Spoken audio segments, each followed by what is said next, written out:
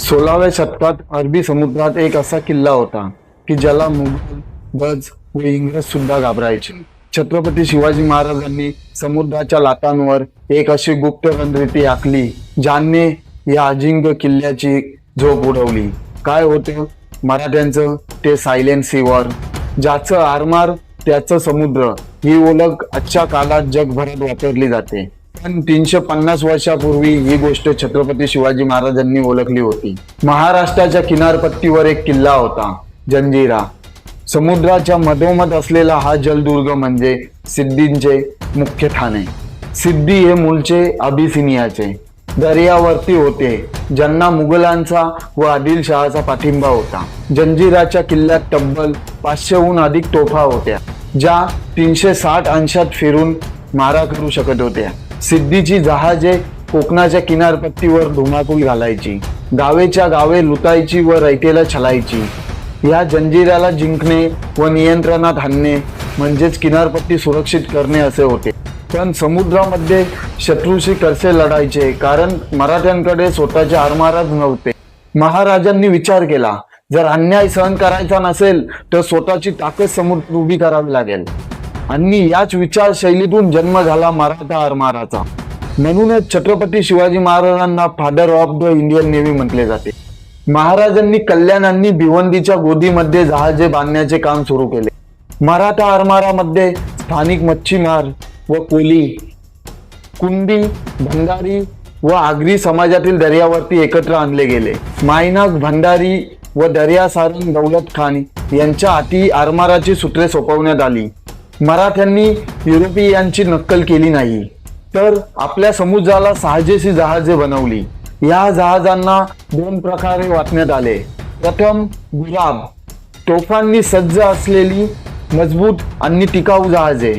दुसरी गलबत, वेगाने चालणाऱ्या आणि उथळ पाण्यातही सहज फिरणाऱ्या होड्या.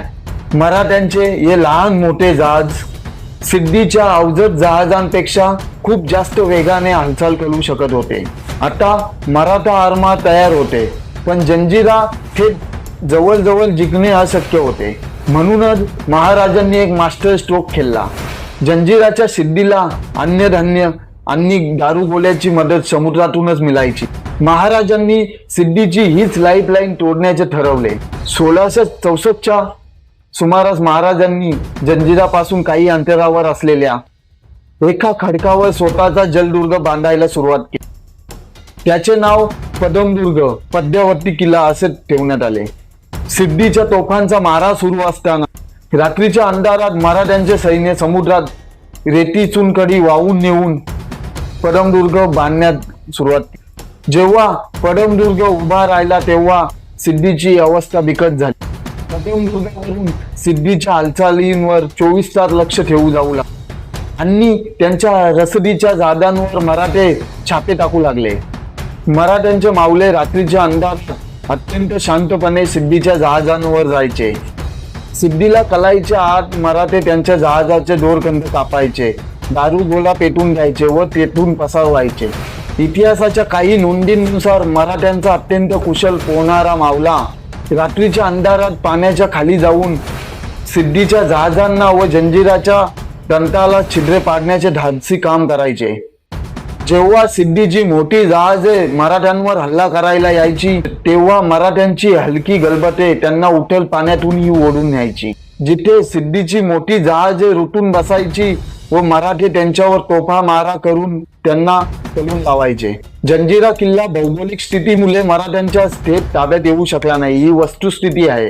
पण महाराजांच्या या गुप्त सागरी रणनीतीमुळे व पदमदुर्गाच्या उभारणीमुळे सिद्धीचा अहंकार पूर्ण गळून पडला. सिद्धीची किनारपट्टीवरील दहशत पूर्णपणे संपली.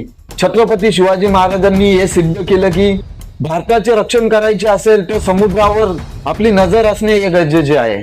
याच महान वारशाचा सन्मान म्हणून आज भारतीय नौदलाच्या नवीन ध्वजावर छत्रपती शिवाजी महाराजांच्या राजमुद्रेचा वापर करण्यात आला आहे. शून्य सत्ता असतानाही समुद्रावर आपली स्वकीय ताकद निर्माण करणाऱ्या छत्रपती शिवाजी महाराजांना व त्यांच्या निडर लढाई दर्यावर्ती मावल्यांना आमचा त्रिवार मुजला. मित्रांनो, मराठ्यांच्या या सागरी इतिहासाबद्दल व पदमदुर्ग किल्ल्याबद्दल तुम्हाला काय वाटते?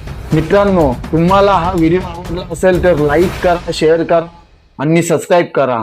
अशाच थरारक आणि ऐतिहासिक गोष्टींसाठी आपल्या चॅनेलला नक्की सबस्क्राईब करा. जय महाराष्ट्र, जय शिवराय.